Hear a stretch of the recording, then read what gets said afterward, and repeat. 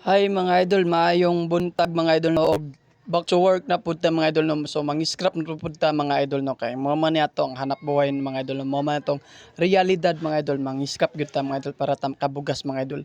Og nakuha ni sa among sitio Dumayokdok no, barangay Kanamlotan no, among probinsya mga idol, diri among bukid dapita mga idol. Og niabot ko diri mga idol.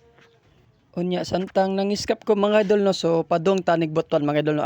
Ako sanggi sulit ang mga biodre mga idol no, kay tunga-tunga ta ani sa basakan mga idol no. Nindot kay ang biodre na ay high mountain no, so na mga niyog no, na mga lubi og na mga basakan mga idol no. Og nindot kayo ang kuan diri mga idol, atong palibot diri mga idol, linaw, hangin, presko kay diri mga idol. Basta nata sa probinsya mga idol no, layo kay ta sa air pollution mga idol.